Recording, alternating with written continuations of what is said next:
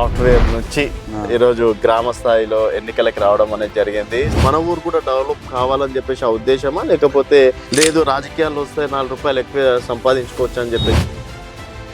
మనలాంటి యువకులు ఒక 100 మంది తయారు చేయాలి. తయారు చేస్తే ఆటోమేటిక్గా ఊరు మారుతుంది అనే ఉద్దేశంతో ఊరికి రావడం జరిగింది. మధులాపూర్లో శ్రీనివాస్ని నేను ఓటు ఎందుకు వేయాలి అంటే ఏం చెప్తారు?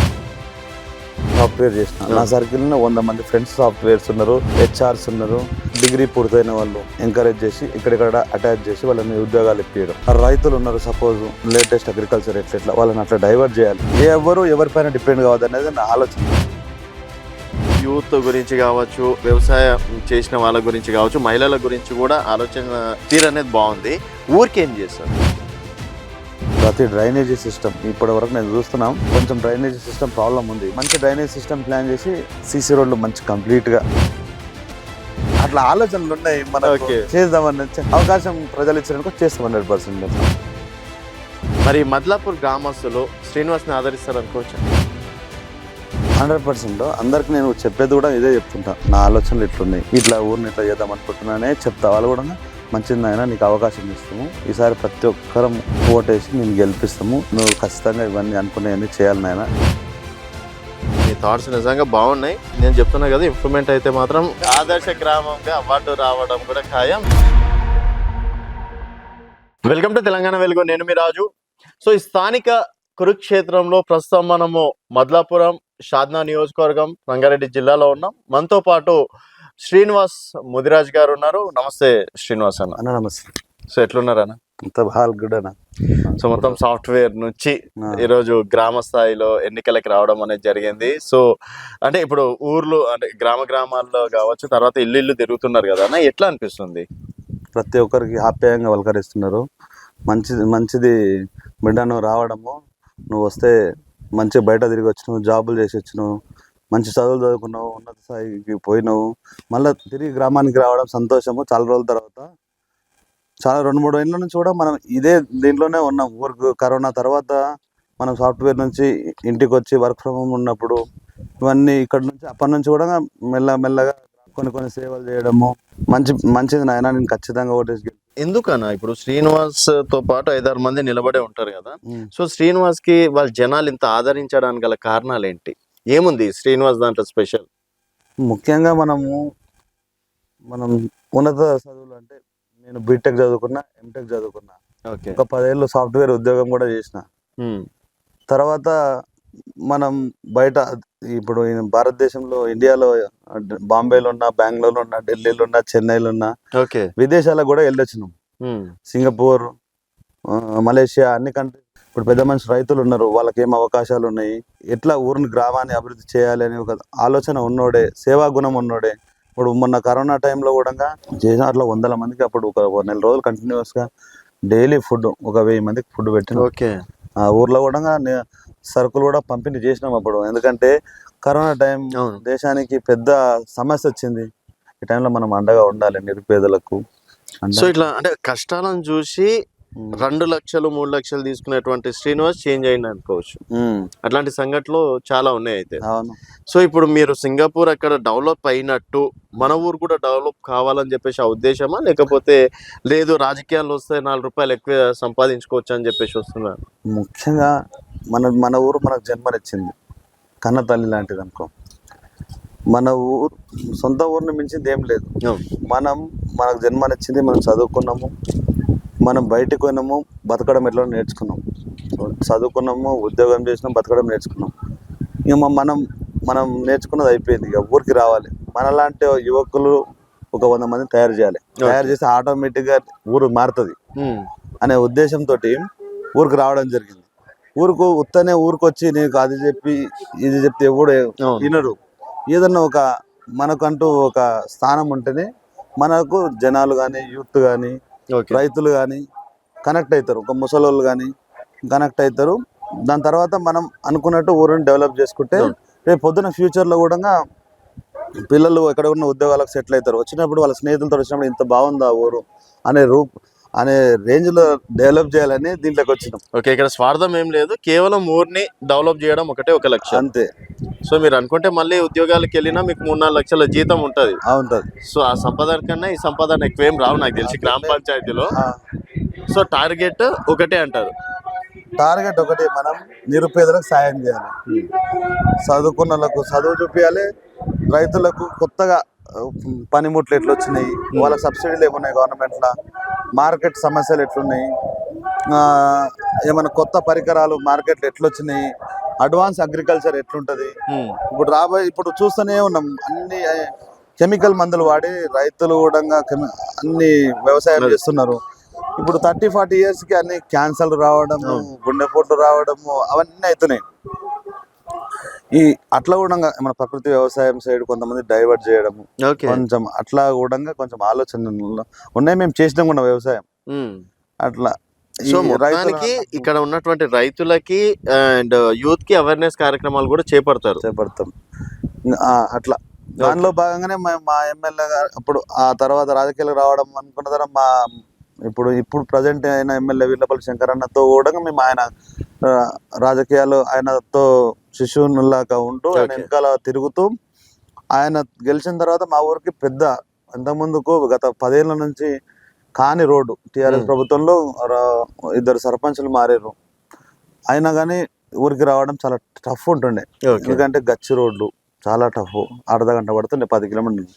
ఇప్పుడు ఎమ్మెల్యే గారితో సన్నిహితంగా ఉన్నాం, ఆయన వెనకాల ఉన్నాం, మేము ఆయన గెలుపులో భాగమైనాం. మేము తర్వాత ఆయన గెలిచిన తర్వాత ఒక సాయం మా ఊరు గ్రామ పెద్దలందరూ మా టీం అంతా, కాంగ్రెస్ టీం అంతా పోయి రిక్వెస్ట్ పెడితే ఎంబడే ఆయన సొంత ఊరు కూడా చేసుకోలేడు, అప్పారెడ్డిగూడెం సైడ్ కూడా చేసుకోలేడు. మా ఊరు ఫస్ట్ మధురాపూర్ శాంక్షన్ చేయండి, మధురాపూర్ టీం ఖచ్చితంగా మనం చేయాల్సిందే, మన గట్టిగా ఉన్నారు వాళ్ళు అని ఫస్ట్ మా ఊరికి 22 feet రోడ్ శాంక్షన్ చేపించడం జరిగింది. ఓకే, సో మీరు సాధించినటువంటి ఒక విజయమే అనుకోవచ్చు ఒక రకంగా. సో ఎమ్మెల్యే సొంత చేసుకొని మా ఊరికి చేసిండు. మెయిన్ మోటో ఏందని, ఇప్పుడు మధులాపూర్ లో శ్రీనివాస్ ని నేను ఓటు ఎందుకు వేయాలి అంటే ఏం చెప్తారు? మెయిన్ కారణం ఏం చెప్తారు? ఒక 2 కారణాలు చెప్పగలుగుతారా? మెయిన్ మోటో అంటే యూత్ కు, చదువుకున్న వాళ్ళకు మేము ఉద్యోగాలు ఇప్పియాలి. ఇప్పుడు మా సర్కిల్ నేను సాఫ్ట్వేర్ చేసిన, నా సర్కిల్ 100 మంది ఫ్రెండ్స్ సాఫ్ట్వేర్స్ ఉన్నారు, హెచ్ఆర్స్ ఉన్నారు, ఒక 10 మంది కంపెనీలో వాళ్ళు ఉన్నారు.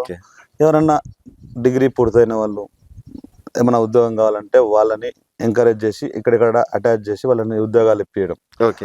రైతులు ఉన్నారు సపోజ్, వాళ్ళకు లేటెస్ట్ అగ్రికల్చర్ ఎట్లా వాళ్ళని అట్లా డైవర్ట్ చేయాలి ఫ్యూచర్ లో. రైతులు ఇక వాళ్ళు వచ్చి వేరే చేసేది ఉంటుంది.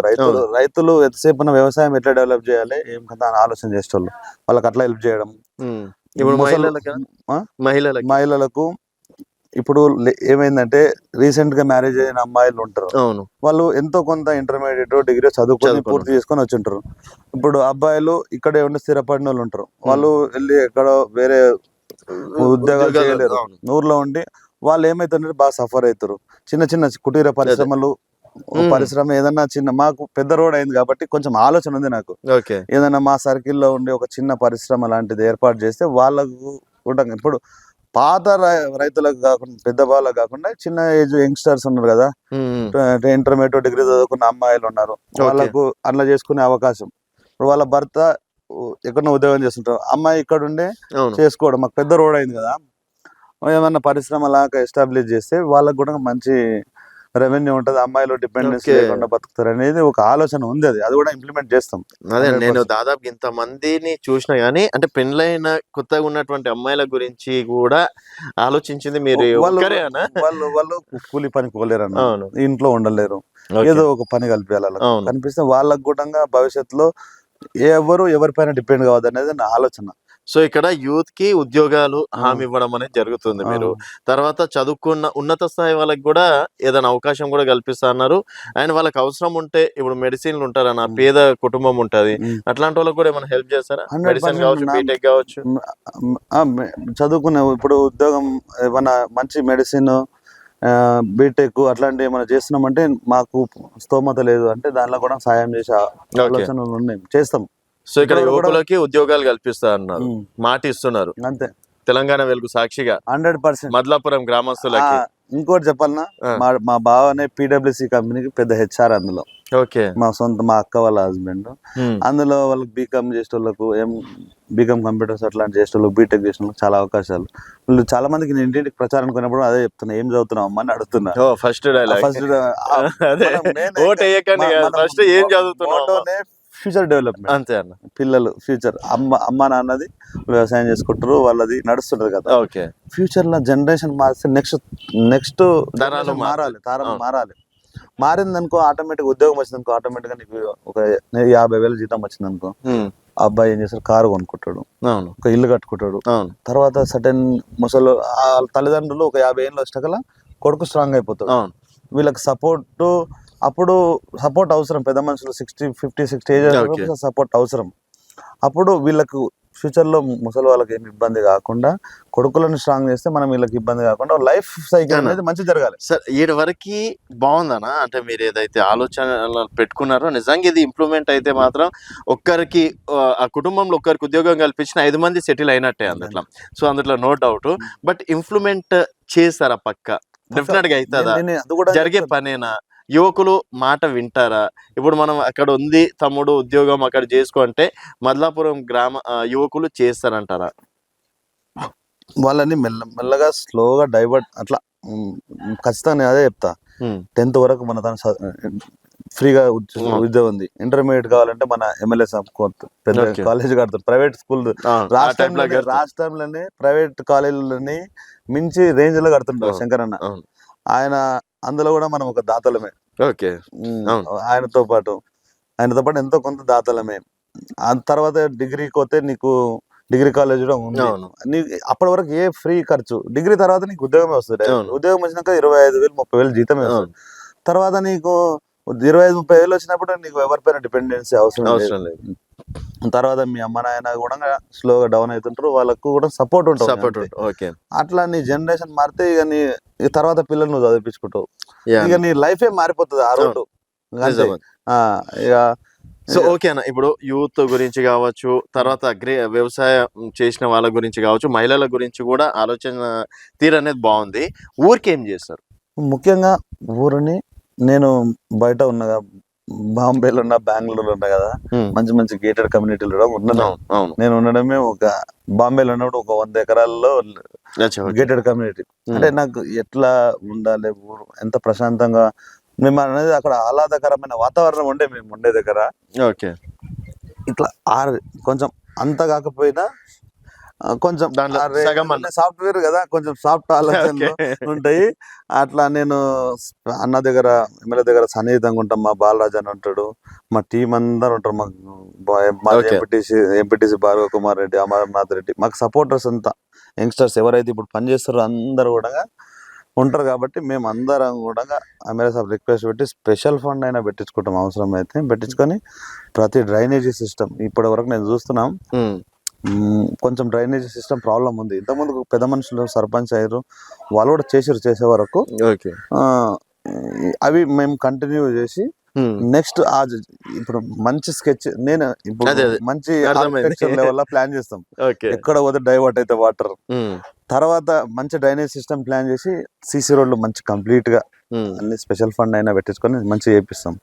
తర్వాత కొంచెం గ్రీనరీ కూడా నాకు మంచి పార్క్ లాంటి గ్రీనరీ ఉన్న రోడ్ సైడ్ అయినా కానీ మంచి గ్రీనరీ సెటప్ చేస్తాం. ఇంకా తర్వాత మనం అంతా ఇట్లా డెవలప్ చేసిన తర్వాత ఆటోమేటిక్ గా మనుషులే మారిపోతారు. ఊరే బాగుందంటే ఇల్లు కూడా మంచిగా పెట్టుకుంటాడు. స్వచ్ఛ భారత్, ఇట్లా ఇంత బయటనే ఇంత సిస్టమ్ ఉంది అనుకో, ఇంట్లో కూడా మనం కూడా నీట్ పెట్టుకోవాలి. సో ఆదర్శ గ్రామంగా మీకు అవార్డు కూడా వస్తుంది ఆ రేంజ్ లో చేస్తే. అట్లా ఆలోచనలు ఉన్నాయి మనకు, చేద్దామని అవకాశం ప్రజలు ఇచ్చారనుకో చేస్తాం 100% అట్లా. సో అన్న, ఇప్పుడు మనం మామూలుగా అంటే ఇంటర్వ్యూలు అంటే కొంచెం ప్రిపేర్ అయ్యి మాట్లాడేటోళ్ళు ఉంటారు.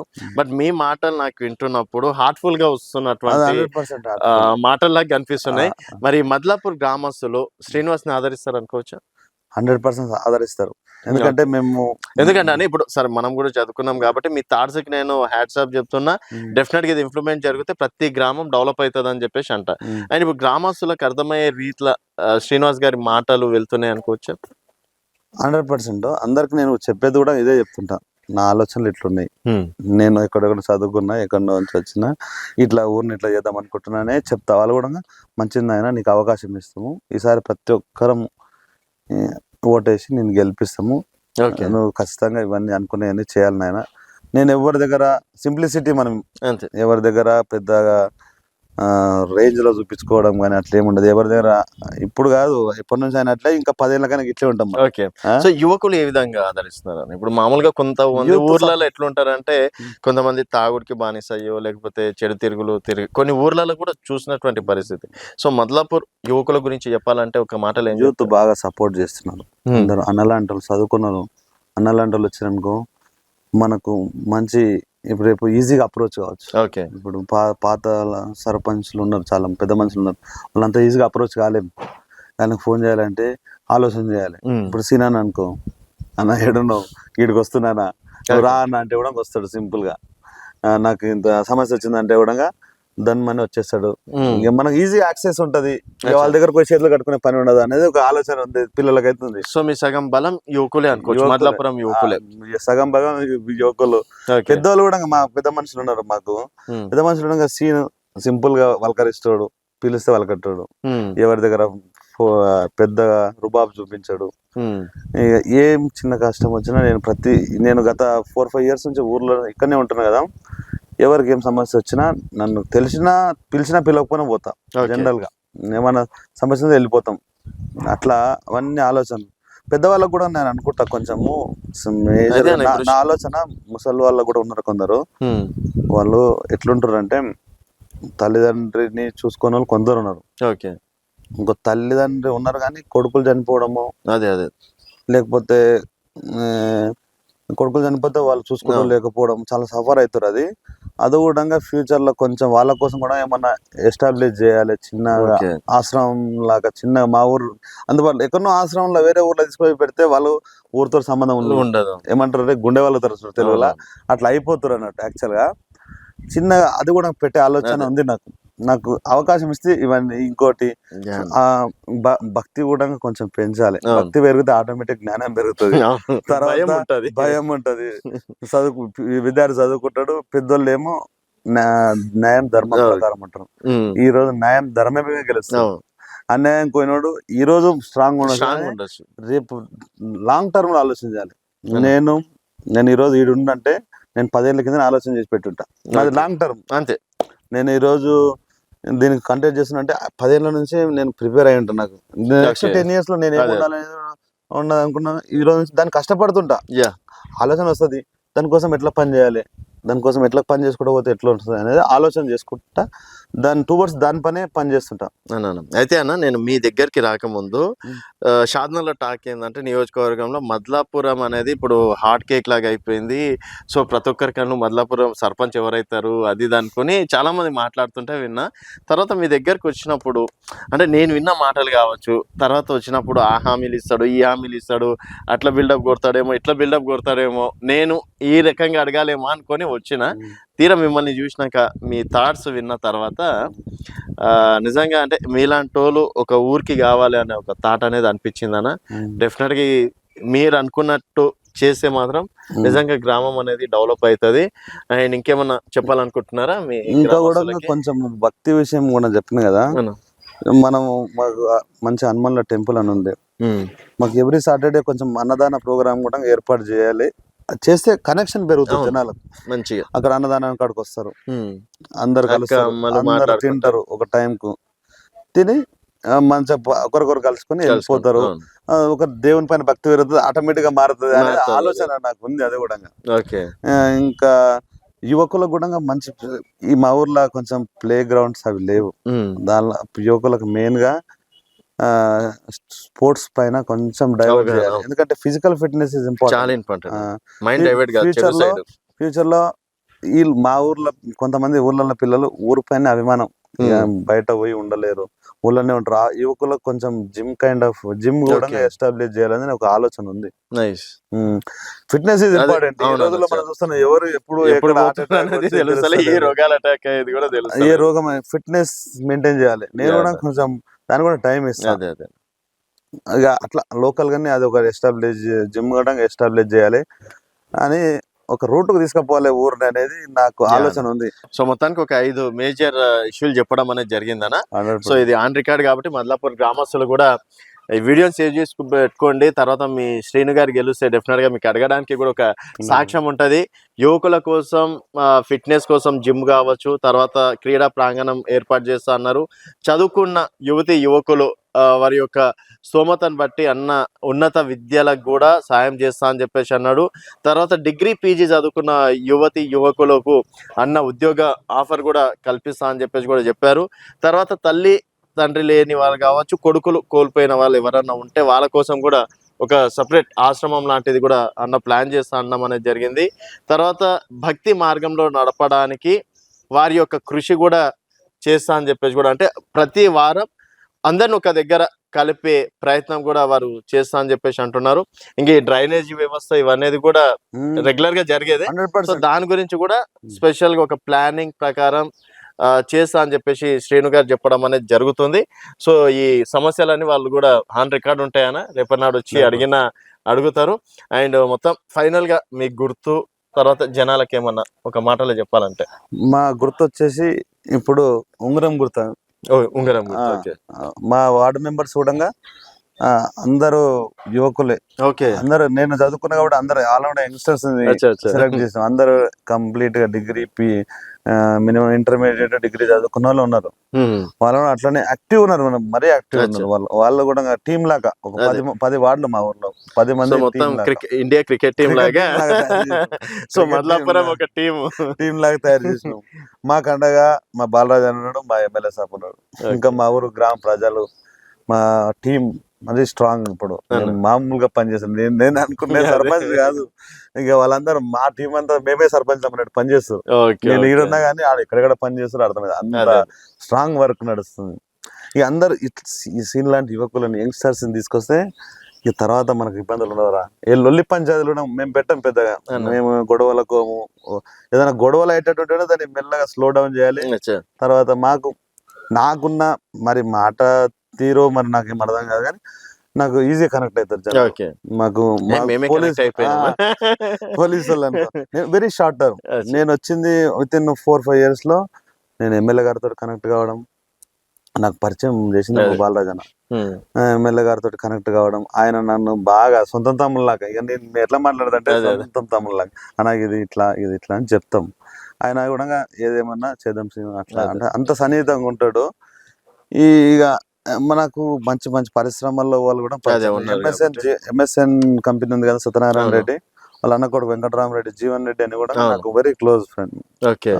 వాళ్ళు నాకు పర్సనల్ కూడా మాకు రెగ్యులర్ కలుస్తుంటారు. మా ఫామ్ హౌస్ కూడా, మా పొలం కాడ కూడా రావడం జరిగింది. అన్న కూడా ఎమ్మెల్యే గారు, మాకు జడ్చర్ల ఎమ్మెల్యే కూడా వెరీ అనిరుద్ధ్ రెడ్డి గారు కూడా మాకు క్లోజ్ అన్నయ్య. మేము ఆయనతో కొన్ని కలిసి పనిచేస్తుంటాము. ఆయన సపోర్ట్ ఉంటది మాకు మేజర్ గా, ఎమ్మెల్యే సపోర్ట్ ఉంటది.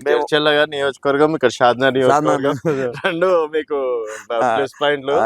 అండ్ సరే అన్న, మరి మదలాపూర్ గ్రామస్తులు కూడా ఈ థాట్స్ అయితే బాగున్నాయి, నిజంగా బాగున్నాయి. ఇంకొకటి ఒకసారి ఆలోచించండి. ఇంకొకటి రేవంత్ రెడ్డి వాళ్ళ అన్న, తిరుపతి రెడ్డి అన్న కూడా మేము బాగా క్లోజ్ గానే ఉంటాం అన్న వాళ్ళతో. మాకు అట్లా అన్ని మాకు కనెక్షన్స్, మేము మాట్లాడే విధంగా కనెక్ట్ అయిపోయారు వాళ్ళు. ఇక మాకు రోడ్స్ కూడా ఇప్పుడు బిఫోర్ మేము సర్పంచ్ కాలేం, ఏం కాలేం, అన్నతో సంబంధాలు అనుకో, చర్చలు ఎమ్మెల్యేతో. మాకు మదరాపూర్ టు ఎమాజిపూర్ కూడా మేజర్ ఇష్యూ. మొత్తం ఎప్పుడు ఎన్నేళ్ళ నుంచి కూడా కాలేదు. అది కూడా శాంక్షన్ చేపించి పెట్టినాం డైరెక్ట్. ఇప్పుడు అది ఎలక్షన్స్ తర్వాత స్టార్ట్ అవడం అవుతుంది. ఇంకోటి మదరాపూర్ నుంచి మెయిన్ గా ఇప్పలపల్లి రోడ్ ఉంది ఒకటి, చేరుగూడ వయా చేరుగూడ ఇప్పలపల్లి, ఈ రోడ్ కూడా ఇవన్నీ శాంక్షన్స్ ఉన్నాయి. ఇంకోటి తాండా నుంచి ఆశ్రమం రోడ్ నుంచి బురుగులకు వెళ్ళే రోడ్డు, అది కూడా బీటీ శాంక్షన్స్ ఉన్నాయి. ఇవన్నీ స్టార్ట్ చేపిస్తాం ఇప్పుడు. తర్వాత మరి మేజర్ గా బస్ ఇష్యూ ఉంది ఒకటే, 1 time వస్తుందంట. అది ఎమ్మెల్యే గారితో మాట్లాడి ఒక 3 times అని అట్లీస్ట్ రానికి మేము ప్లాన్ చేస్తున్నాం. మధ్యాహ్నం ఇంకా ఇప్పుడు మదరాపూర్ షాద్నగర్ టు మదరాపూర్ వరకు ఒకటి ఉంది. ఈ నుంచి ఇట్లా ఎమాజిపూర్ రోడ్ వెళ్ళినాం అనుకో, తర్వాత అట్లా నేరల్ చెరువు వయా బూర్గుల అట్లా చిలకమరి డైరెక్ట్ అట్లా ఇట్లా మనం ఒక సర్కిల్ లాగా ప్లాన్ చేయొచ్చు. అట్లా వచ్చే బస్సు ఇట్లా పోవచ్చు, ఇట్లా వచ్చే బస్సు అట్లా పోవచ్చు. కనెక్టివిటీ పెరిగితే ఫ్లోటింగ్ జనాలు ఫ్లోటింగ్ పెరిగింది అనుకో, ఆటోమేటిక్ గా డెవలప్మెంట్ కూడా వస్తుంది. బస్సెస్ ఎక్కువ సౌకర్యం ఎక్కువ ఉంది అనుకో, నీకు ఏదో రకంగా వ్యాపారం పెరగడం కానీ, మన కంపెనీలు రావడం కానీ ఇవన్నీ జరుగుతుంటాయి. ఇంకోటి ఇట్లా షాద్నగర్ టు కర్తాల్ వెళ్ళే రోడ్డు, అమన్గల్ వెళ్ళే రోడ్డు బస్సులు కూడా కొన్ని డైవర్ట్ చేసి ఇట్లా చేరుగూడ ఇప్పలపల్లి నుంచి అట్లా డైవర్ట్ చేసే ఆలోచన ఇవన్నీ ఎమ్మెల్యే గారితో దృష్టిలో తీసుకుపోయినాం బిఫోర్. ఇంకోటి పాడి పరిశ్రమ ఇంపార్టెంట్ మధురాపూర్ లో, ఆవులు ఎక్కువ, వాళ్ళ కోసం మేము పశువుల వైద్యశాల అది కూడా మాట్లాడడం జరిగింది అన్నగారితో. అది కూడా నడుస్తుంది. అది కూడా ఈ ఎలక్షన్ తర్వాత కంప్లీట్ గా అది కూడా ఎస్టాబ్లిష్ చేస్తాం. మేజర్ గా మా ఊర్లో రైతులకు పాడి పరిశ్రమ. సో చూద్దాం మనం, మీ థాట్స్ నిజంగా బాగున్నాయి. నేను చెప్తున్నా కదా, ఇంప్రూవ్మెంట్ అయితే మాత్రం మద్లాపురం ఆదర్శ గ్రామంగా అవార్డు రావడం కూడా ఖాయం. మీరు త్వరలో రాష్ట్రపతి దగ్గర అవార్డు తీసుకోవాలని చెప్పేసి కూడా కోరుకుంటున్నాను. కానీ ఇంకోటి మేజర్ గా ఇప్పుడు ఊర్లలో మనకు పంచాయతీలు అవుతుంటాయి, కొట్లాటలు అవుతుంటాయి, భూమి పంచాయతీలు కావచ్చు, ఇంకో పంచాయతీలు కావచ్చు. చాలా మంది పోలీస్ స్టేషన్ కి వెళ్ళి, అంటే ఇప్పుడు పైసలు ఉండేటోడు సరే పైసలు ఇచ్చి మేనేజ్ చేస్తాడేమో, గరీబులు మేనేజ్ చేయాలంటే వాళ్ళకంతా ఎంతో చట్టాలు తెలిసే బెటర్ అన్నట్టు నేను చూసినప్పుడు నాకు అనిపించినటువంటి ఫీలింగ్. ఆ పరంగా ఏమన్నా థాట్స్ ఉన్నాయా? ఆ పరంగా అంటే వాళ్ళు ఇప్పుడు పెద్దోళ్ళు అప్పుడు విద్య లేదు జనరల్ గా, వాళ్ళకేమో చట్టం, భారతదేశం అంతా చట్టం మీద డిపెండ్ అయింది. ఏదైనా లా ఎంత పవర్ఫుల్ ఇండియాలో దానిపైన డిపెండ్ అయింది. వాళ్ళకేం చట్టం తెలియదు. ఇంకా ఇప్పుడు అప్పట్లో ఉన్న లీడర్స్ ఏమో వాళ్ళకి తెలియదని దాన్ని మిస్యూజ్ చేసుకొని ఇక అట్లా దాని అది వాళ్ళ ఇష్టం వచ్చినట్టు కొన్ని చేస్తారు అన్నట్టు. అది కాకుండా మనం చట్టం తెలుసు, ఎవరన్నా వాళ్ళకి ఎట్లా దీని పరంగా ఎందుకు ఏమైనా మిస్యూజ్ చేయకపోయినా మనం దేని ప్రకారం మాట్లాడతామని చదువుకున్నాం కాబట్టి దాన్ని డెప్త్ గా కూడా తెలుసుకుంటాం. కావాలంటే ఎంత డెప్త్ గా అంటే అవసరమైతే తీసి చదవడమా లేకపోతే చూడడమా తెలుసుకోవడమా, తెలుసుకొని దాని ప్రకారంగా మనం ఫాలో ఇక్కడ గరీబులకైనా ఉన్నోళ్ళకైనా మీ దగ్గరకు వస్తే సేమ్ చెప్తాం. మనం చేసేది ఇక ధర్మం ప్రకారమే ఉంటాం, ఏం అన్యాయానికి పోయేది లేదు.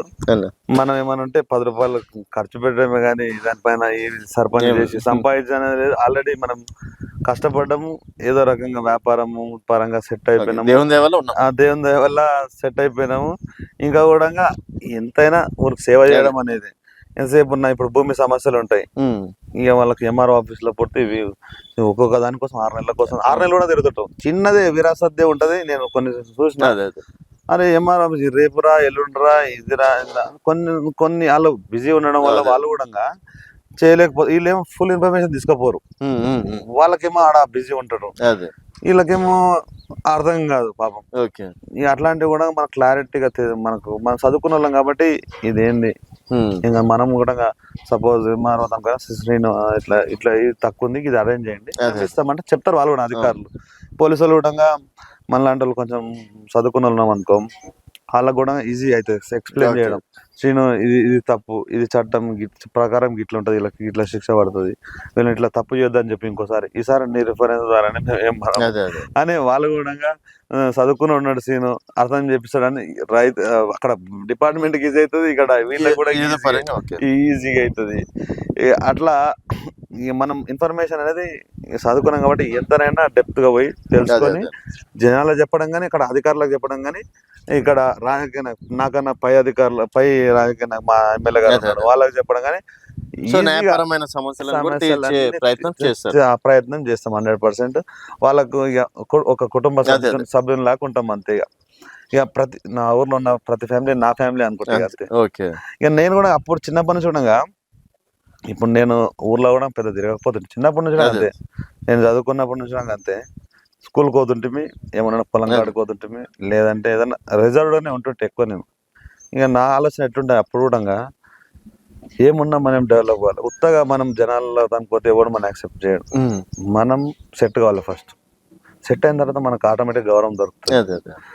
గౌరవం ఊరికి వస్తే మనం ఆదరిస్తారు ఎప్పుడైనా సరే. అప్పుడే మనం ఏదైనా ఇప్పుడు రాజకీయం చేయమైనా జనాలు ఆదరిస్తారు. ఇంకోటి ఇట్లా కాదు ఇట్లా బతకాలంటే కూడా ఆదరిస్తారు. మనమే సెట్ కానీ జనాలు ఎవడింటారు అన్నమాట. కరెక్ట్. అట్లానే ఆలోచన చేసి ఫస్ట్ నిరుపేదలమే అనుకో. జనరల్ గా చెప్పాలంటే మా నాన్న కూడా చాలా కష్టపడి అప్పుడు వ్యవసాయ పొలాలు కవులు తీసుకొని, ఇంకోటి అప్పుడు చిన్న చిన్న మా వ్యాపారాలు అంటే తోటలు అట్లాంటివి అవి కూడా చేసిర్రు. మాది ముదిరాజు ఫ్యామిలీ యాక్చువల్. చేసి మా నాన్న కొంత చదివించాలనేది ఒక ఉద్దేశం గట్టిగా ఉండే. మా నాన్న పొలం పక్కన ఉన్న సార్ వాళ్ళు కానీ చదువుకున్న వాళ్ళు ఉండే వాళ్ళు, ఇక అట్లా వాళ్ళు ఎడ్యుకేషన్ పరంగా కూడా హెల్ప్ చేసారు. 10th తర్వాత ఇంటర్మీడియట్ ఎక్కడ చదివించాలి, ఇంటర్మీడియట్ తర్వాత ఇంజనీరింగ్ అనేది ఎక్కడ చదివించాలి అనేది ఆయన మా సార్ కూడా ఉండే, టైటస్ రాజేంద్ర జాన్ అని, ఆయన కూడా బాగా హెల్ప్ చేసిండు అందులో. ఇక రూట్ నేర్పించిండు. ఇక రూట్ ఇంజనీరింగ్ తర్వాత ఏముంటది, ఆటోమేటిక్ గా మనకు ఇంటర్వ్యూలో వస్తాం, జాబ్ వచ్చిన తర్వాత మనకు అందులో పోయినాక హిందీ ఇంగ్లీష్ నేర్చుకోవడం, సాఫ్ట్వేర్ లో చేసినాక 5 ఏళ్ళ తర్వాత నీకు అమెరికా వాళ్ళతో మాట్లాడచ్చు వస్తుంది, హిందీ ఇంగ్లీష్ వస్తుంది, నీకు ప్రపంచం అంటే ఇక చిన్నదైపోతుంది. నేను అనుకుంటే ఈ రోజు అనుకుంటే రేపు విదేశాలకైనా పోయి రాగలుగుతాం. అంత కమ్యూనికేషన్ ఇంగ్లీష్ వచ్చి హిందీ వచ్చినప్పుడు, హిందీ వస్తేనేమో దేశం మొత్తం, ఇంగ్లీష్ వస్తేనేమో ప్రపంచం అంతా 196 దేశాలు తిరిగి రావచ్చు. అట్లా మనం అన్ని రకాలుగా డెవలప్ అయ్యి ఊరికొచ్చిన తర్వాతనే ఈ పని పెట్టుకున్నాం యాక్చువల్ గా. అట్లా ఇట్లా మన నాలెడ్జ్ స్ట్రాంగ్ అయినాకనే ఇంకొన్ని చెప్పనికి వస్తేనే అన్ని గెయిన్ చేసి ఈ రూట్ లో రావడం జరిగింది. సో ఏమున్నా ఇప్పుడు ప్రతి కుటుంబం మా కుటుంబం అని అందరినీ, ఎవరికి ఏం సమస్యలు వచ్చినా దగ్గరుండి, వాళ్ళకి తెలియకపోయినా నచ్చ చెప్పి వాళ్ళకి ఏ ఇబ్బందులు లేకుండా. నేను సర్పంచ్ కాకముందు కూడా కొన్ని సమస్యలు వచ్చినాయి ఊర్లో, అవి పెద్ద పెద్ద గొడవలు అయ్యేటి. నేనుండే అట్లా కానే కాదు, వాళ్ళని గొడవ అయ్యేది, వాళ్ళు మనోరోళ్ళే ఎవరు కూడా సపోజ్ తెలియక తప్పులు అవుతాయి కొన్నిసార్లు. కావాలని తప్పు చేసిన శిక్షించదాం అంతే.